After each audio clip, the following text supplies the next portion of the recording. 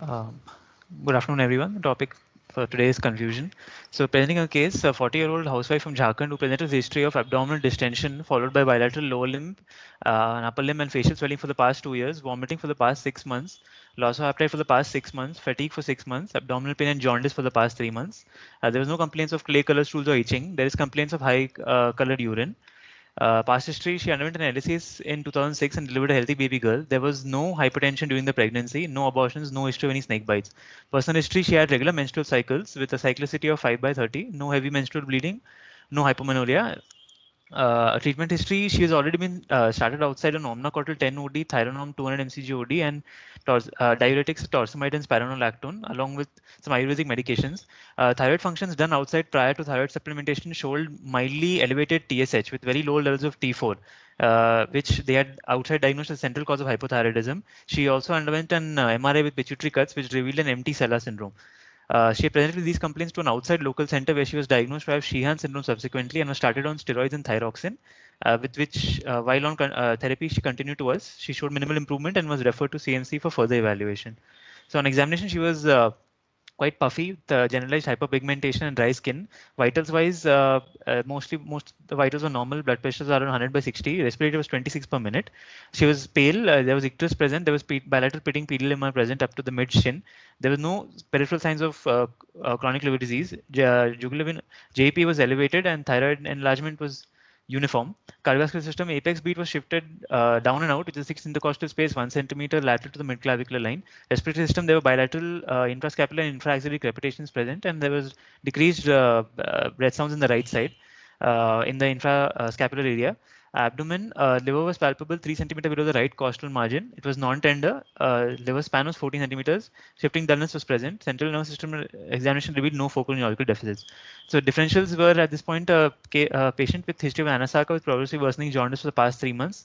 Uh, so we thought it fitted into a chronic hepatitis, and the differentials considered were a congestive hepatopathy secondary to a right heart failure, which was on top of our differential list. Other causes were Budd-Chiari syndrome, autoimmune hepatitis, and other causes, rare causes of chronic liver disease, like hemochromatosis, alpha-1 antitrypsin deficiency, and Wilson's disease.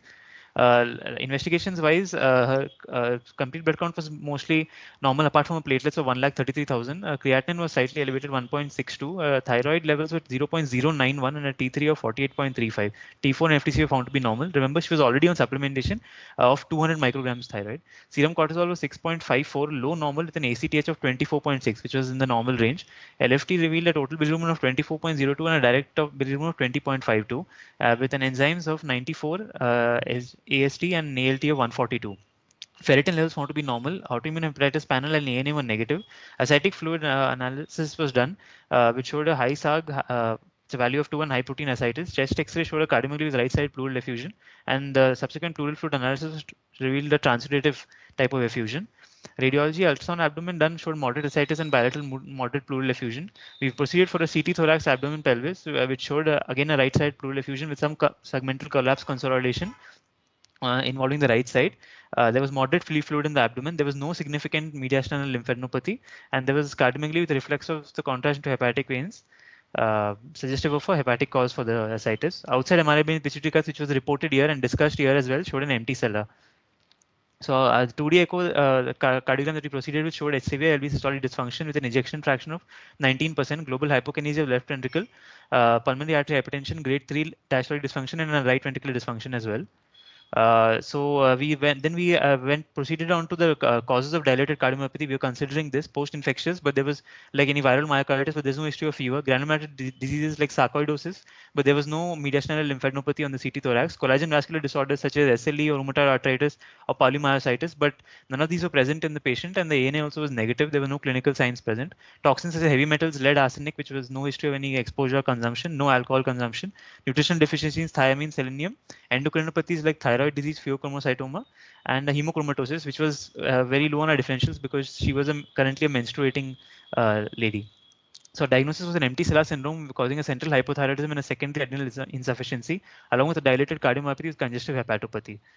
So our learning points here were hypopituitarism and dilated cardiomyopathy, whether it's what are the relation between them, what is it reversible with hormone administration or not, other causes of dilated cardiomyopathy like what I went through, and empty sella, what is primary and what is secondary.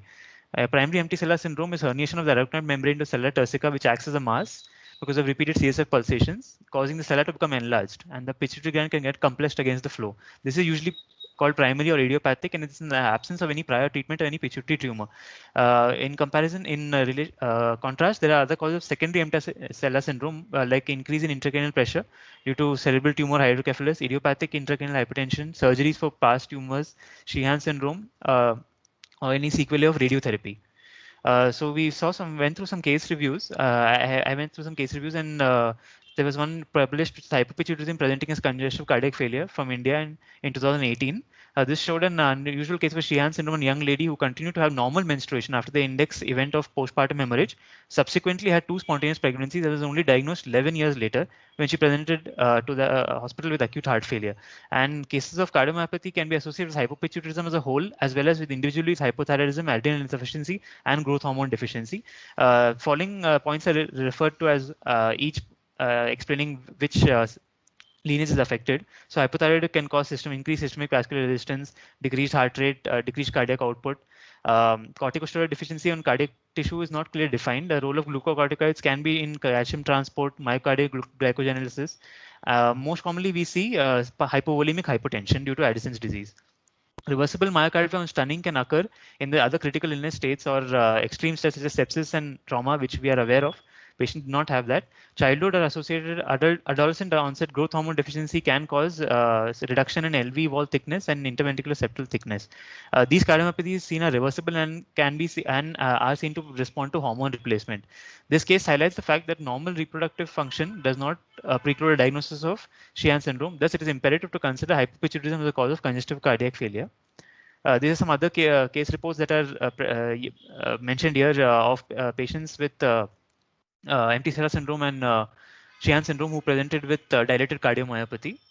All the patients described the table were given replacement therapy in the form of glucocorticoids and levothyroxine to supplement, and a revision of symptoms and signs and echocardiographic parameters were seen in the patients in follow-up over 1 year. This is another study published in Japan from PubMed, which showed an adult reversible cardiomyopathy with pituitary adrenal insufficiency caused by an empty cella. This is a 62-year-old male who was admitted to the hospital because of congestive cardiac failure, which was confirmed by cardio echogram. He also had pituitary adrenal insufficiency secondary to an empty cella, which was diagnosed by hormonal studies and magnetic resonance images. After the replacement therapy with hydrocort, heart failure was sufficiently resolved. And even SPECT scan, which was done, which were initially showing abnormal flow defects, were showing improvement. Another case report of a reversible cardiomyopathy accompanied by secondary adrenal deficiency, again from Japan. So this was a case of 41-year-old lady who presented with 2 weeks of worsening dyspnea. For her, this was confirmed by a ECG and a 2D cardioechogram. Brain imaging has showed an empty cella, and in the present case, this patient in that situation had no complications during delivery, just like our patient, or other symptoms like massive bleeding or hypovolemic shock. Considering these findings, her history of fatigue and monophylactic endocrine insufficiency and the positive response to cortisol replacement therapy, hypophysitis was diagnosed rather than Sheehan syndrome. That was the cause of her secondary adrenal insufficiency. And because cardiomyopathy accompanied by a secondary adrenal insufficiency caused by Sheehan syndrome have been reported to be reversible, they continued oral cortisol therapy and her cardiac function gradually improved. And according to their literature, there were no other cases of hypophysitis-induced secondary adrenal insufficiency with heart failure which was successfully treated with cortisol replacement therapy alone.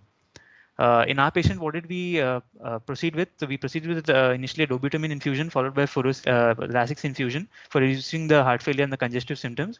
Slowly, we tapered it off and stopped it and started her on anti-failure medications, ACE inhibitors and beta blockers and diuretics. Initially, she was on IV steroids, hydrocort, which we stopped and we converted it to oral, prednisolone 502.5, and thyroxine supplementation was provided in a reduced dose because she had actually gone into hyperthyroidism. So we reduced it from 200 microgram to 100 microgram, and we advised her that she will have to continue this medication for lifelong.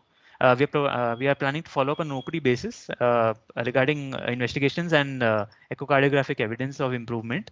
Take-home messages are: what are the criteria to diagnose Sheehan syndrome? So basically, this should be a patient who has had a postpartum hemorrhage previously, or a lactational failure or irregular or amenorrhea following this, along with reduced pituitary hormone levels and an empty sella turcica uh, as seen in the MRI brain. Other causes of dilated cardiomyopathy: uh, primary and secondary empty sella, which is secondary empty sella is mostly due to radiotherapy or surgery.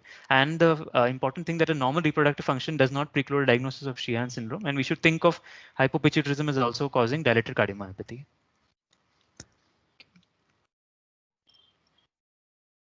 Thank you. Thank you, Praneeth. Once again, a very good presentation, very crisp. Dr. Karthik, would you like to add anything to Praneeth's story? So thank you, sir. Nothing much. Just want to highlight on how this patient present with biventricular failure, and she had a predominant right heart failure, and going back to the history, and she had this central hypopituitarism. We looked into literature and found out it could be related to Sheehan's, and with treatment she actually improved, and we are following up this patient. Hopefully she will LV function will improve and becomes normal. One of her close differential was whether it was hemochromatosis, because she was a young lady, menstruating lady. Hemochromatosis was considered less likely. That's all, sir. Yeah, thank you, Karthik. Yes, I agree. It was learning, and for me, as already highlighted, the learning point was that cardiomyopathy also think of hypopituitarism, and it's not always that you will have secondary amenorrhea.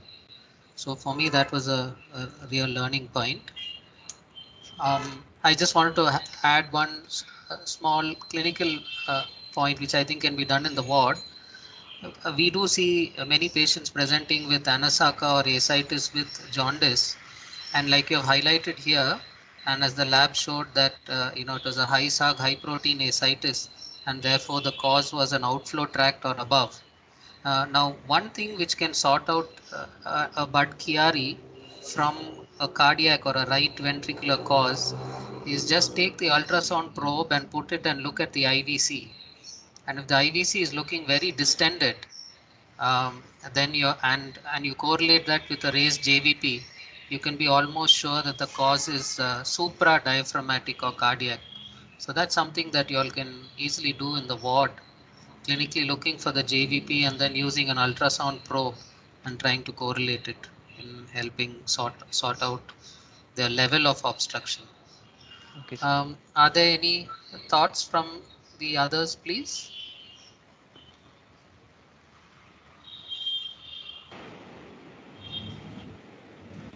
One more question, Praneeth. Any other Yes, causes sir. for high protein high sagacitis apart from the Budd-Chiari and supradiaphragmatic cardiac? Sir, Since Uday is there. sir, it's a nephrotic syndrome, sir. I'll take that. So I think nephrotic syndrome classically will be low SAG, and Okay. the proteins will tend to be low. Okay. Okay, Um, sir. I think high SAG, high protein, I think what Samuel sir was referring to is also don't forget to look at the cell count. And if your cell count is high and lymphocytic, then you know that this is a mixed ascites. That is, you have portal hypertension, and associated with portal hypertension, you also have a primary peritoneal cause as well. So it's very common that you get a CLD along with say TB or malignancy, and they will present with a high SAG, high protein, and a high cell ascites. Hypothyroidism, actually classically associated with a high protein ascites, was due to a pericardial effusion as part of anasaka. In this patient, actually it turned out it was not a pericardial effusion causing a right heart compression, and it was more a dilated cardiomyopathy. So that was learning for me as well. Okay, sir. Yes, sir. So I think we are bang on time, and thank you all for joining in. I must say personally, as always, it was an enjoyable experience. I learnt a lot, and I want to commend the registrars and the Department of Medicine for